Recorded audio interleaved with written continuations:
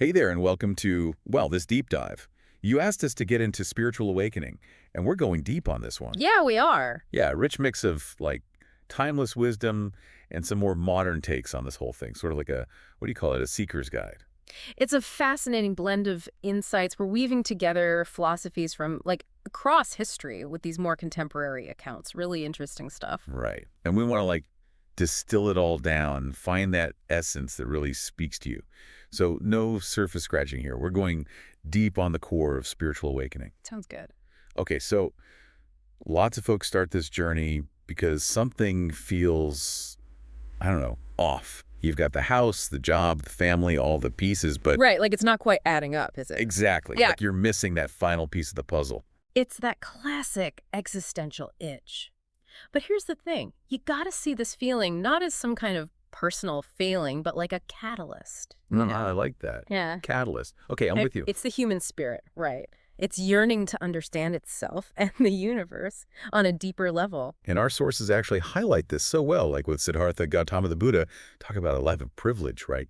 And yet, something was missing. Totally. And it's universal, this yearning. You see it with Eckhart Tolle, too, right? Here's a guy grappling with, serious inner turmoil before his own awakening. Totally different lives, but driven by that same deep-seated desire for something more. It's like they were both peering beyond the surface of the ocean, sensing those decks below, Yeah. right? And those material possessions we get so caught up in, just waves on that surface. Yeah. Yes.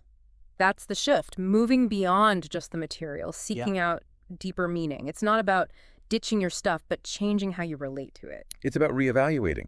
Hmm. Okay, so we've got this itch, this sense that, happiness might not be at the mall. But what does this awakening actually feel like as it happens? Imagine a dark room. Someone starts turning up the lights, really slowly, methodically. Okay. At first, all you see are these vague shapes. But as it gets brighter, you start noticing details, colors, Mhm. things you never even knew were there. So it was like an unveiling, a reality that's always been there, but we were blind to it. Yes, and just like that room, spiritual awakening shifts our entire perception. You begin to grasp the interconnectedness of everything, the cycle of life and death, the unity beneath all the diversity in our world. Wow. That's a lot. So this isn't like flipping a switch then.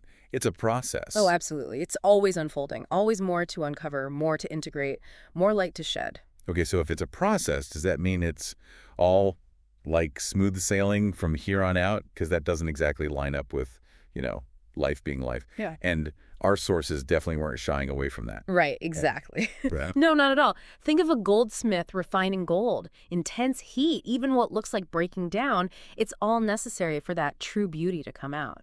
Spiritual work, confronting our shadows. It's like that. Oh, that reminds me of that quote from one of the sources. The wound is where the light enters you. Heavy stuff, but it hits home, right? Yeah, it does. Those moments of resistance, those times when we're truly uncomfortable, they're often the richest soil for growth. So we shouldn't shy away from the tough stuff. Not at all. Think of a seed pushing through the soil. It's a struggle that ultimately makes it stronger, lets it flourish. Instead of fearing those dark, shadowy parts of ourselves, Right.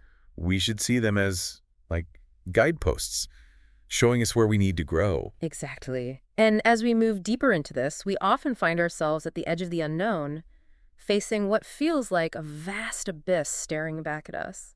Yeah, it really does feel like that, doesn't it? Like that feeling when you're about to jump off a cliff into water, heart pounding. No idea how deep it is, but something telling you to just go for it. Exactly. That edge of our comfort zone, that abyss, it's intimidating. Because at least in our comfort zone, even if we're miserable, it's familiar. It's that devil you know thing. But what we often discover is that letting go of those old patterns, those beliefs that keep us tethered, that's what truly frees us. It's about facing that fear and realizing that the unknown isn't inherently bad, just unknown. Reminds me of something we came across. Until you're willing to lose sight of the shore, you'll never know what it's like to discover new lands. Oh, I like that one. Speaks to that transformative power of releasing what no longer serves us. That's where we make space for something new, something real to come through. The phoenix rising from the ashes, right? Yes. And it's not about erasing who we were, but using those experiences to become something more. It's about owning our true selves, without the weight of expectations. No more trying to fit into some box. Exactly. And that authenticity, that's what lets us connect with others on a deeper level because we're being real, genuine. It's magnetic, right? You can feel it when someone's being truly themselves. And that ties into that whole oneness thing. Our sources were really hammering that point home. For sure. We are all connected, part of something much, much bigger than ourselves. Yeah.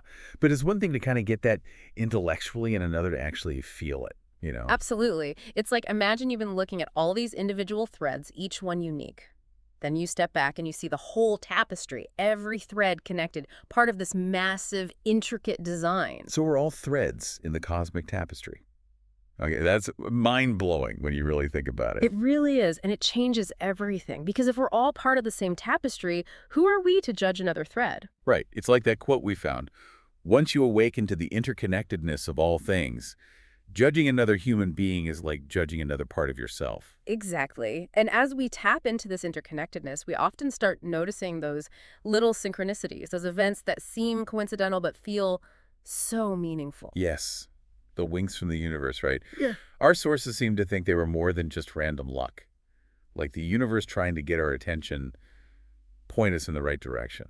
I think it's less about the universe trying to do something Yeah. and more that as we become more aligned with our true selves, we're just more tuned in to these energies, these synchronicities that are always there. So the more we shed those masks, the more those synchronicities show up. Exactly. The more authentic we are, the more we resonate with our true selves, and the more we attract those experiences that are in alignment with that.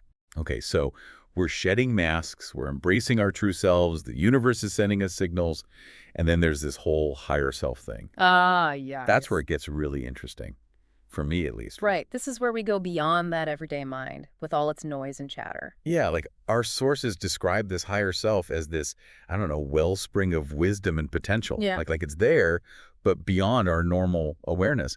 But how do we even tap into that? It feels kind of mystical. It can, especially at first. But picture this, your everyday mind, with its to-do lists and worries, it's like one instrument playing the same tune over and over. Okay. The higher self, now that's a whole orchestra, infinitely more complex, more beautiful. Oh, yeah, I like that. Meditation, journaling, even just being out in nature, that one instrument so you can finally hear the symphony. So it's not about creating something new, really, but quieting the noise to uncover what's already there. Exactly. And as we get more in tune with this, we start to see possibilities we never even considered before. We go beyond our limited beliefs and tap into, I don't know, a wellspring of creativity, intuition. Our sources kept coming back to unconditional love. Okay, so that's something I definitely want to get into a bit more. Yeah. Our sources mention manifestation, too. The idea that our thoughts, like our intentions, can shape our reality. Is that really possible?